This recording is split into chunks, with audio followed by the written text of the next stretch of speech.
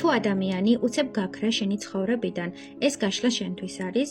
მე მოვამზადე რამდენიმე კითხვა იმისთვის რომ გავიგოთ რეალური მიზეზები, რატომ გაქრა თქვენი ცხოვრებიდან თქვენი ჩაფიქრებული ადამიანი და დავიწყოთ. თავდაპირველად გავაკეთებ სიგნიფიკაციას, ვინ არის თქვენი ჩაფიქრებული, რომ მიხვდეთ, რამდენად თქვენზეა ეს გაშლა. ვინ არის თქვენი ჩაფიქრებული პიროვნება? ორი არკანი ამოხტა. კი ბატონო, დავტოვოთ. შემდეგი კითხვა, რა იყო მისი რეალური მიზეზი გაქცევის წასვლის? მისი რეალური მიზეზი, ნახოთ. რას გრძნობდა ეს ადამიანი, სანამ გაქრებოდა თქვენი ცხოვრებიდან? კი ბატონო. შემდეგი, რას ვერ გეუბნება ეხლა თქვენი ჩაფიქრებული პიროვნება? რას ვერ გეუბნებათ? შემდეგი, არის თუ არა მის ცხოვრებაში სხვა ადამიანი? ნახოთ. და საბოლოოდ კითხვა იქნება ასეთი, რა არის თქვენი ურთიერთობის პერსპექტივა? დაბრუნების პერსპექტივა არის თუ არა, ხო? ნახოთ, დაბრუნების პერსპექტივა. დაბრუნების პერსპექტივა. კი ბატონო, დავდოთ ასე. მე დავიწყებ თავდაპირველად სიგნიფიკაციით, თუ რეზონირდება მეგობრებო სიგნიფიკაცია, გააგრძელეთ ყურება. ნახოთ, ვინ არის თქვენი ჩაფიქრებული ადამიანი? თქვენი ჩაფიქრებული ადამიანი საკმაოდ ცეცხლოვანი, საინტერესო, თავგადასავლების მოყვარული პიროვნებაა. ასევე საუბრობენ, რომ ის არის მეოცნებე, ფანტაზიორი, შეიძლება არის ხელოვნების სფეროში, შეიძლება სხვადასხვა სფეროში არის განსწავლული, მაგრამ ის არის ინტერესით ახსავსე ადამიანი, პიროვნება, ასევე მწერალით შეიძლება იყოს, არ გამოვრიცხავ. ან სულიერი პიროვნება, რომელსაც აინტერესებს სულიერი მოძღვრება, აქვს რამდენიმე შემეცნებითი პლატფორმა, ესე ვთქვათ, თავის სამსახური კარიერა უკავშირდება ეზოთერიკას, ნუმეროლოგიას, ასევე რელიგიურ განშტოებებს, არ გამოვრიცხავ ამასაც, მაგრამ საბოლოო ჯამში ეს ადამიანი მუდმივ ტრანსფორმაციას განიცდის, მუდმივ სულიერ ზრდას განიცდის და მის ცხოვრებაში არის საკმაოდ, ესე ვთქვათ, ეფექტური პერიოდი ახლა, იმიტომ რომ მას შეუძლია ცხოვრებაში არსებული ყველა მიზნის მიღწევა. საუბრობენ, რომ მისი წელია, წლევანდელი წელი, ცხენის არკანზე შემოჯდარი რაინდი ყავს, ესე რა ვთქვათ, რაინდი, რომელიც მიჰქრის ცხენით. აუცილებელი არ არის, რომ მამაკაცი იყოს, ეს არის მისი შინაგანი ენერგია, მისი შინაგანი ცეცხლოვანება და ეს ადამიანი ეხლა სურვილების ასრულების ეტაპზეა და მის გეგმებში, რაც არის, მიყვება ამ გეგმებს, ხო? ყველა გეგმის შესრულება უნდა და ყველა შიშის, ყველა ფობიის დამარცხებაც მინდა გითხრათ. საკმაოდ აქტიურია, საინტერესოა და ასევე საუბრობენ, რომ მასში არის ნაპერწკალი. აი, როგორი ნაპერწკალია, უცებ რაღაც იდეა მოაფიქრდება და მე მზად არის, რომ ეს იდეა განახორციელოს და ძალიან თბილი და მოსიყვარულე ენერგიები აქვს. საკმაოდ ვნებიანია, ცეცხლოვანია და მისთვის ხდაშორის ვნება არის წამყვანი აქტიური ენერგია, რომელიც მოძრაობისკენ უბიძგებს და მასში არსებული ეს ცეცხლოვანი ენერგიები ყოველთვის წარმატების საწინდარია. არ რჩევია უკან დახევა, ყოველთვის იბრძვის მიზნისკენ, მიდის მიზნისკენ პირდაპირ და ეს შეუდრეკელია და შეუპოვარია. ასევე საუბრობენ, რომ მას აქვს საკმაოდ ისეთი ჰარმონიული, ბალანსური ენერგიაც, არა მარტო ცეცხლოვანი, არამედ შეუძლია, რომ ეს ცეცხლოვანი ენერგიები ბალანსში მოიყვანოს და მიმართოს კონკრეტული მიზნისკენ. არა გაანიავოს ეს ენერგეტიკა, არამედ კონკრეტული მიზნისკენ მიმართოს და შედეგები დაინახოს ცალსახად. უყვარს ლამაზად გამოწყობა, უყვარს თმის მოვლა და საკმაოდ ისეთი მოწესრიგებული პიროვნება. შეიძლება მანქანაც ყავდეს, არ გამოვრიცხავ და უყვარდეს სისწრაფე, ადრენალინი, სიჩქარე, რაღაც თავგადასავლები, მოგზაურობა და ასე შემდეგ. ანუ ბუნება და ცხოველები ხო განსაკუთრებით. მისთვის სამყარო არის სიცოცხლის ერთ-ერთი მთავარი მრავალფეროვანი სივრცე და უნდა რომ სამყაროს ყველა წერტილი მოიაროს. მოგზაურობა ძალიან უყვარს და თავგადასავლები განსაკუთრებით. ვერ გეტყვით, რომ ძალიან კომუნიკაბელურია, მაგრამ ასეთი ადამიანი თუ მოინდომებს რაღაც საუბარს, კომუნიკაციას ვინმესთან, ესე ვთქვათ, აჯადოებს თავისი სიტყვიერებით, თავისი კომუნიკაბელურობით და შეუძლია ნებისმიერ ადამიანში სიცოცხლე გააღვიძოს, ცხოვრების იმედი დაუბრუნოს და მეოცნებე გახადოს. მასში არის ეს პოტენციალი, რომ ადამიანებს უბიძგოს აქტივობისკენ, ადამიანებს უბიძგოს, ესე ვთქვათ, და შთააგონოს მოძრაობისკენ და არასდროს არ დანებდნენ. აი ესეთი მოტივატორი ადამიანი გვყავს სახეზე. თუ რეზონირდა მეგობრებო, შეგიძლიათ გააგრძელოთ ყურება. ეხლა ცოტა შორის რაღაც ახალი საქმის დასაწყისში იმყოფება, რაღაც ახალი წამოწყება აქვს და თავისი ერთ-ერთი სურვილის ასრულებაზე ორიენტირებული. შეიძლება რაღაცა სწავლობს, ან ეხლა იწყებს სწავლას და ამისკენ მილტვის და რაღაც დიდი მიზნები და დიდი ილუზიები და რაღაც ესეთი ენერგიები იგრძნობა მის ფიქრებში. ენდობა სამყაროს, ენდობა ღმერთს და მიდის წინ და ისრულებს თავის ყველა ემოციას. ძალიან კარგი ენერგიები გვაქვს. დავიწყოთ კითხვით, რა იყო მისი რეალური მიზეზი, რატომ წავიდა თქვენგან, თქვენი ურთიერთობიდან? რა იყო?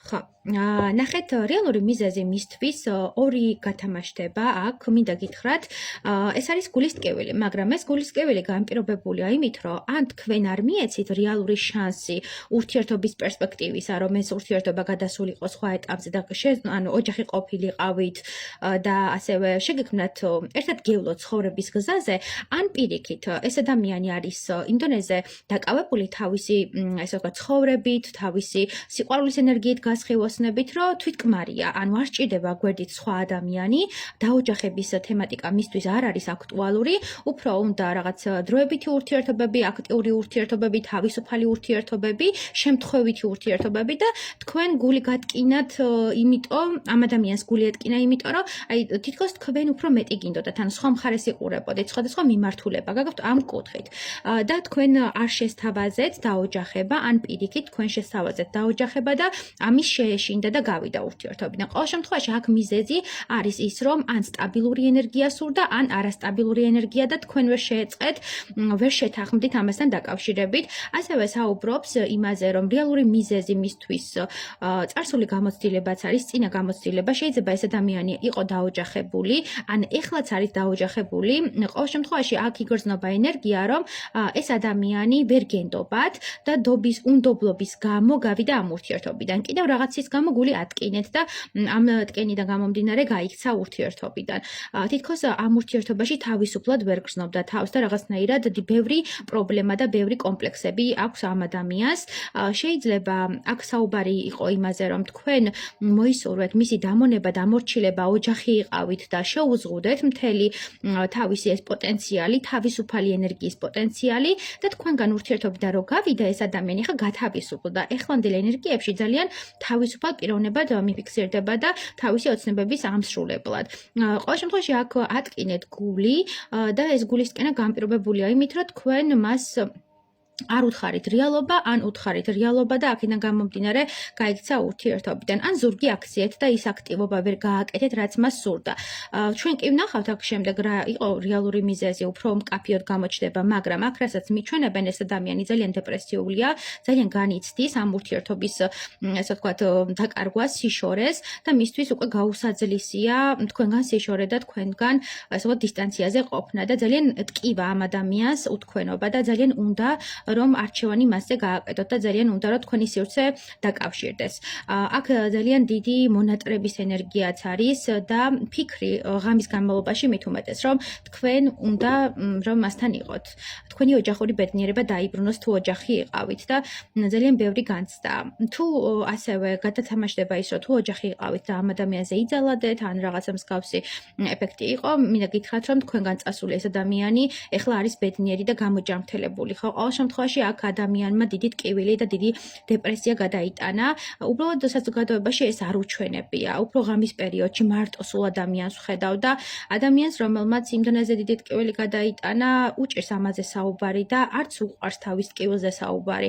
არ უყვარს თავისი ემოციების მოხვევა სხვაზე და მინდა გითხრათ, რომ თქვენი ჩაფიქრებული პიროვნება გაიქცა საკუთარი თავის გამო, საკუთარი თავისუფლების გამო და იმის გამო, რომ თქვენ ის ნაბიჯები არ გადადგით, რაც რეალურად მას უნდოდა. ხო, მოლოდინები გაუცრუეთ და დატოვეთ საკმაოდ დიდ შიშებში და ფობიებში. აი ძალიან რაღაცნაირი დამოკიდებულებად ჩანს თქვენგან. კარგი, ვნახოთ შემდეგი კითხვა. რას გრძნობდა თქვენს მიმართ, სანამ გაქრებოდა ეს ადამიანი? რას გრძნობდა? გრძნობდა რომ თქვენ სამყაროსგან მინიჭებული ბედნიერება იყავით, გრძნობდა რომ თქვენთან შეიძლებოდა სამომავლო პერსპექტივებზე ფიქრი, დაოჯახება, შვილები და ოჯახური ბედნიერების მიღება. შეიძლება ოჯახიც იყავით და ამიტომ აქვს ეს განცდა, რომ ვითომ მისი ოჯახი ხართ, მისი განგების საჩუქარი ხართ და რაღაცნაირად თქვენი ბედის ხაზი დაკავშირებული ჰგონია და გრძნობების კუთხით გრძნობდა რომ მისი სამყარო გახდებოდით, მისი ცხოვრების თანამგზავრი გახდებოდით, ან უკვე იყავით. გრძნობდა სულიერ კავშირს, სულიერ მეწყვილედ გთვლიდათ და თქვენს მიმართ ჰქონდა ისეთი განცდა, თითქოს სამყარომ უბრალოდ მისი თხოვნა შეისმინა, მანიფესტირება შეიძლება აკეთებდა და როცა გამოჩდით მის ცხოვრებაში, რაღაცნაირად განცდა დაუტოვეთ, რომ აი უკვე მოვიდა რაღაც ესეთი მომენტი, ხო, აი მე ველოდი დიდხანს, როდის მოვიდოდა ჩემთან ბედნიერება და მისი სახით მოვიდა. მაგრამ მე ეს ილუზიები, როგორც ვთქვით, დაინგრა და მე ეს ყველაფერი თავზე ჩამოგემხოთ. ყოველ შემთხვევაში თქვენს მიმართ არსებული გრძნობები ძალიან ღრმაა და ძალიან სულიერ დონეზე განხილული, ხო, ეს ადამიანი საკმაოდ ისეთია მრავალფეროვანი აზროვნების არის და თითქოს თქვენ დააწყებინეთ მას ძალიან ბევრ რამეზე ფიქრი, მასში გახსენით ძალიან დიდი ენერგეტიკა და გრძნობების კუთხითაც გრძნობდა თქვენ სივრცეს, გრძნობდა თქვენთან ქიმიას და ასევე გრძნობდა თქვენს აი რაღაცა ანგელოზი იყავით მის ცხოვრებაში, ხო, გრძნობა ჰქონდა, რომ თითქოს მისი გადამრჩენელი ანგელოზი იყავით და მიფრინდით მასთან, მიხვედით მასთან და რაღაცნაირად იხსენით იმ დეპრესიისგან, რაშიც ადრე იყო, მაგრამ მე ეს ყველაფერი ისევ დეპრესიად აქციეთ, ხო, რაღაცნაირად ენერგიები ცვალებადი აღმოჩნდა, ბედნიერებიდან უბედურებამდე. და საბოლოო ჯამში აქვს ამ ადამიანს განცდა, რომ თითქოს აი გრძნობების კუთხით თავის წინაპრებმა გაუგზავნეს შენი თავი. შეიძლება სულიერ დონეზე ძალიან მაღლა იყოს ეს ადამიანი და სულიერ დონეზე მაგიტომაც განიხილავს ამ ყველაფერს, შეიძლება იყოს ეზოთერიკოსი, ნუმეროლოგი ან მსგავს სფეროებში განსწავლული, არ გამოვრიცხავ, იმიტომ რომ საკმაოდ ღრმა ემოციებია და სულიერ დონეზე განგიხილავს გრძნობების კუთხითაც. მოდი დავამატოთ გრძნობები, რას გრძნობდა შენს მიმართ, სანამ წავიდოდა. რას გრძნობდა ეს ადამიანი? გრძნობდა რომ შენ იყავი მისი ქალბატონი ან მამაკაცი, ყოველ შემთხვევაში შენს მიმართ ჰქონდა განცდა რომ თქვენ ერთმანეთის პიროვნებები იყავით, ასევე გრძნობდა საკმაოდ დიდ ვნებას, ინტერესს, ქიმიას და სტაბილურად განიცდიდა ამ გრძნობებს. ეს არ იყო ერთჯერადი გრძნობები, იმპულსური გრძნობები არ ყოფილა, საკმაოდ ჩამოყალიბებული გრძნობებია, შეიძლება დაოჯახებულები იყავით და ამიტომ საუბრობთ ამაზე, მაგრამ თუ დაოჯახებულები არ იყავით, ბოდიში ამ შემთხვევაში საუბრობენ, რომ თქვენ მასში გახსენით ქალური ენერგეტიკა, თქვენ მასში გააცოცხლეთ ვნება, ინტერესი, თავისადმი მეტი მზრუნველობა და თქვენ რო დაგინახათ და შეგხვდათ, განცდა ჰქონდა, რომ მისი soulmate იპოვა, მისი ადამიანი იპოვა და გრძნობების კუთხით აქვს საკმაოდ დიდი აღფრთოვანება და ძალიან უნდოდა, რომ თქვენ ყოფილიყავით მისი ცხოვრების თანამგზავრი, მისი ბავშვების მამა, მისი ბედის ხაზის, ესე ვთქვათ, ერთად გამტარებელი და იჭირსა და ხინში რაღაც ერთად გევლოთ და გრძნობების კუთხით ძალიან ღრმა ემოციები აქვს. აი მისი ოჯახი, ჩემი ოჯახი, ჩემი ადამიანი, ჩემი მამაკაცი, ჩემი ქალბატონი, რაღაც ასეთი საკუთრებად მეკითხნევდათ, ხო? ანუ მისი იყავით უკვე და უკვე გეხებოდათ სულიერ დონეზე და აქ ჰქონდა განცდა, რომ არასდროს ხელს არ გაგიშვებდათ, მაგრამ ეხლა ასეთი სიტუაცია გვაქვს, ხო, როგორი სიტუაციაც ეხლა არის. აქვს განცდა ასევე გრძნობების კუთხით, რომ თქვენ მასში დაბადეთ სულიერება, თქვენ მასში დაბადეთ მეტი სიყვარულის ენერგია და ვნებითი ანუ ფუძის ჩაკრა ძალიან გახსენით და თქვენთან უნდა და დიდი ბევრი თავგადასავალი, ხო, ბევრი სექსუალური თავგადასავალი და სექსუალური ენერგიები აქტიურად მოდის გრძნობების კუთხითაც. მიჩვენებს, რომ თქვენ იყავით მისი ოცნება მამაკაცი და თითქოს ოცნება აისრულა, თითქოს ისეთი მამაკაცი გამოჩნდა მის ცხოვრებაში, როგორიც უნდოდა, ან ქალბატონი. ყოველ შემთხვევაში მისთვის არ ყოფილიყართ უბრალო ემოცია, მისთვის იყავით შთაგონებითი ემოცია. ქალიან მამაკაცი, რომელმაც მე ხატვა დამაწყებინა, ფიქრი დამაწყებინა, სამყაროც სხვა თვალით შემაცნობინა და სულიერ დონეზე გამზარდა. ბევრი ემოციებია, ბევრი საინტერესო ემოციები. ისეთი ემოციები თავისუფლებას რო გმატებთ, თითქოს თქვენთან ერთად ამ ადამიანმა სუნთქვა დაიწყო. ეს გრძნობა მისთვის სუნთქვა იყო. ამ გრძნობით ის საზრდოობდა და როდესაც თქვენ ახლა აღარ ხართ მასთან, მაგიტომ არის ასე დეპრესიაში და მაგიტო უჭირს სუნთქვა, მაგიტო შეხუთება სული, ანუ სული შეხუთვამდე ტკივა თქვენთან სიშორე და მას ძალიან უყვარდით. მართლა შემიძლია ვთქვა, რომ ძალიან უყვარდით, იმიტომ რომ თქვენ მისი არჩევანი იყავით, თქვენ მისი ადამიანი იყავით და ეს სიშორე და ეს დისტანცია, რაც თქვენ შორის იყო, უნდა რომ დასრულდეს, უნდა რომ განეკარწყლოს და რაღაც კუთხით ისევ დაკავშირდეთ, ხო? ისევ შედგეს თქვენი ტანდემი, ისევ შედგეს თქვენი კავშირი და ძალიან ესეთი კავშირებია, ხო? გრძნობდა ეჭვიანობის მომენტსაც, ძალიან ბევრი გრძნობებია ეჭვიანობასთან დაკავშირებით, მინდა გითხრათ. თუ მამაკაცი ჩაიფიქრეთ, ძალიან ბევრს ეჭვიანობს, მაგრამ ქალბატონი არ ეჭვიანობს, იმიტომ რომ ძალიან თვითკმარია, რეალიზებულია, ჩამოყალიბებულია და ამ ქალბატონმა ძალიან კარგად იცის საკუთარი თავის ფასი და არასდროს არ შეედარება სხვა ქალებს. თუ ქალბატონი ჩაიფიქრეთ, ასეთი ქალბატონი ყავს აქ მინდა გითხრათ და საკმაოდ ისეთი რეალიზებული, წარმატებული და იცის ვინ არის, რა უნდა და არჩევანს როცა აკეთებს კონკრეტულ მამაკაცზე, ეს არის მისი სამუდამო არჩევანი და არა დროებითი. კარგი, გადავიდეთ შემდეგ კითხვაზე, რას ვერ გეუბნებათ ეხლა თქვენი ჩაფიქრებული? ნახოთ, რას ვერ გეუბნებათ. ვერ გეუბნებათ იმას, რომ თქვენ ხართ მისთვის არჩევანი. ვერ გეუბნებათ, რომ ვერ კარგავთ, ვერ გეუბნებათ, რომ მისი საჩუქარი ხართ, მისი ცხოვრების ერთ-ერთი ძვირადღირებული და ძვირფასი საჩუქარი. ვერ გეუბნებათ, რამდენად უნდა რომ მოგიახლოვდეთ და მის საკუთრებაში გადაგიყვანოთ, რამდენად უნდა რომ მისი ადამიანი გახდეთ და რამდენად უნდა თუ დაოჯახებული არ ხართ ამ ადამიანს, ძალიან უნდა რომ ხელი სთხოვოთ. ძალიან უნდა რომ თქვენი თანამგზავრი გახდეს და თუ დაოჯახებულები ხართ, მაგ შემთხვევაში აღდგენა უნდა ურთიერთობის და ისევ ის ოჯახური ბედნიერება უნდა, რაც თავიდან გქონდათ, ხო, ურთიერთობის დასაწყისში და ამ ადამიანს უნდა მთელი სამყარო თქვენ მოგიძღვნათ და თქვენც მიუძღვნათ მას მთელი სამყარო. ვერ გეუბნებათ, რომ თქვენთან ერთად უნდა თავგადასავლები, თქვენთან ერთად უნდა რომანტიკული შეხვედრები, სასიყვარულო ურთიერთობა, რაღაც ესე ვთქვათ, ბუნებაში გასეირნება, აქ ბევრი შეიძლება მოლაშქრეც ხართ, ან რაღაც გიყვართ მოგზაურობა და აი მოგზაურობასთან დაკავშირებული აქცენტებია, ხო, რაღაც შეხვედრები და ბევრი თავგადასავალი, სასიყვარულო რომანტიკული თავგადასავალი. ძალიან უნდა რომ ერთად დაიწყოთ მაგალითად ბლოგი, თუ შეყვარებულები უნდა რომ გახდეთ და უნდა სხვა ეტაპი თქვენს ურთიერთობაში, ძალიან უნდა რომ ერთად აწარმოოთ ბლოგი ან ერთად წამოიწყოთ რაღაც საქმე და თქვენი ბედნიერება ეტაპობრივად აშენოთ. ვერ გეუბნებათ იმას, რომ თქვენ მისი ოცნება ხართ, მისი ბრილიანტის ძვირადღირებული ოქრო და საუბრობს იმაზე, რომ თქვენ იცით საკუთარი თავის ფასი, თქვენ იცით ვინ ხართ, რა გინდათ, სად ხართ და ძალიან უნდა რომ თქვენი სამყარო გაუნაწილოთ და ძალიან უნდა რომ ასწავლოთ. აი რაღაც შესწავლასთან არის, ხო? ძალიან უნდა რომ ეტაპობრივად ეს ურთიერთობაც ერთად შეისწავლოთ და შექმნათ ისეთი სამყარო და ისეთი ცხოვრება, როგორიც ორივეს გინდათ. ვერ გეუბნებათ ბევრ სიტყვებს, ვერ გეუბნებათ თავისი ტკივილის შესახებ და თავისი ამ რაღაც დანაკარგების შესახებ, ხო? ის რაც დაკარგა ემოციურად ვერ გესაუბრებათ. და მისთვის რთულია ეს სიტუაცია, მისთვის რთულია იმის განცდა, რომ უნდა გაგეშვათ და უნდა დაკარგოთ. აი დანაკარგის ენერგიები ძალიან მოდის, ვერ გეუბნებათ, რომ ვერ დაკარგავთ. ასევე ვერ გეუბნებათ თავისი ფიქრების შესახებ და იმის შესახებ, რომ თქვენ მასში შეიტანეთ როგორც სინათლე, ასევე სიბნელე და თქვენ თვალი აუხილეთ ძალიან ბევრ რამეზე. ვერ გეუბნებათ, რამდენად ელოდება თქვენგან ყვავილებს, რამდენად უნდა თქვენგან საჩუქრები და ძალიან თბილი ენერგიებია, ხო, მეტი აქტივობა უნდა, მეტი ჩართულობა უნდა და იმის დანახება, რომ აი თქვენთვის ძვირფასია და ძვირადღირებული ადამიანია, ხო, ვერ გეუბნებათ, რამდენად სურს ამის ქმედებაში გადატანა, ხო. ასევე თუ მამაკაცი ჩაიფიქრეთ, მინდა გითხრათ, რომ ეს მამაკაცი ვერ გეუბნებათ, რომ უნდა თქვენთან ხელის თხოვნა და თქვენ უნდა რომ გახდეთ მისი ოჯახი, მისი სამყარო და მოვიდეს თქვენამდე და იმიტომ რომ დაოჯახდეთ და ბევრს ფიქრობს ამასთან დაკავშირებით, ხო? აკაც ფიქრი იყო, მუდმივად რაღაცაზე ფიქრობდა, რაღაც ინიციატივაზე, რაღაც აქტივობაზე, ახლის დასაწყისზე და ნაბიჯებზეც ფიქრობს ეს ადამიანი, ხო? ვერ გეუბნებათ, რომ ეს ნაბიჯი უნდა გადადგას.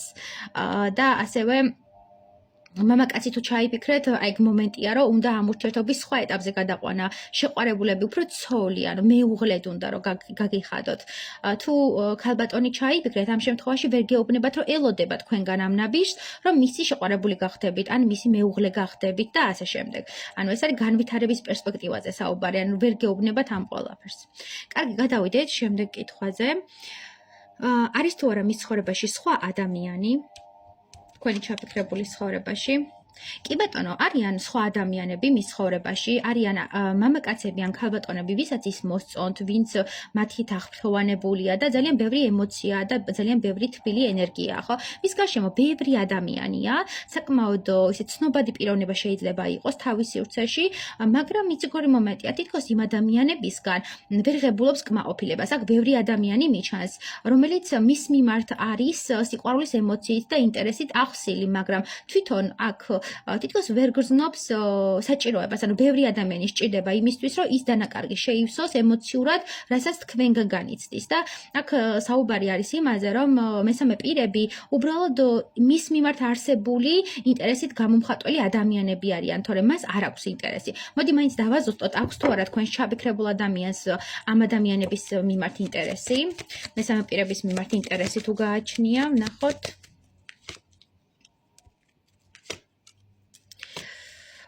იცით რა არის, აქ მიჩვენებენ ადამიანს, რომელმაც ესე ვთქვათ, ძალიან ბევრი დაკარგა თავის ცხოვრებაში, ძალიან ბევრმა ადამიანმა ზურგი აქცია თავისი არჩევანის გამო, თავისი შინაგანის გამო, მას აქვს რაღაცა ინტერესები, მას აქვს რა გარკვეული მსოფლმხედველობები, შეხედულებები ცხოვრებაზე და ეს ადამიანებიც მის გარშემო ვინც არიან, თითქოს ვერ უგებენ. თითქოს ეს ადამიანი ვერ გრძნობს იმ კავშირს და იმ ქიმიას, რასაც უნდა გრძნობდეს მათთან. ინტერესი როგორც ასეთი შესწავლის აქვს.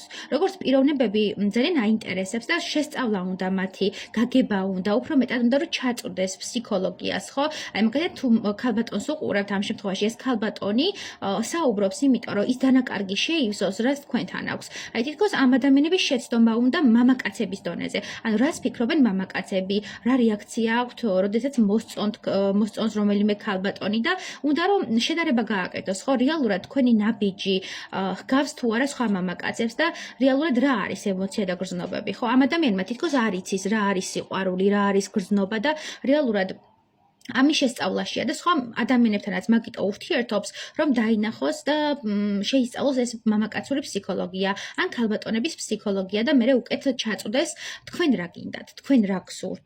საერთოდ ვერ ერკვევა, ანუ შენ ვინც მიყურებ ახლა ვერ ერკვევა, შენთან მიმართებაში რა გააკეთოს ისეთი, რაც ესე ვთქვათ, მერე პერსპექტივებში გაიყვანს, ხო? აქ ადამიანი დაბნეულია და ძალიან ბევრ კითხვის ნიშანს ვხედავ, რაზეც არ აქვს პასუხი და არ იცის თქვენი დამოკიდებულება, არ იცის რატომ არ მოქმედებთ, რატომ არ გადიხართ კონტაქტზე, არ იცის რა გააკეთოს, მოვიდეს თქვენთან ურთიერთობაში და რაღაც ახალი დაიწყოს, თუ უკვე დანაკარგია თქვენი თავი მის ცხოვრებაში და ძალიან ბევრი კითხვის ნიშანია, როგორც გითხარით. ელოდება მოლოდინის რეჟიმშია ეს პიროვნება.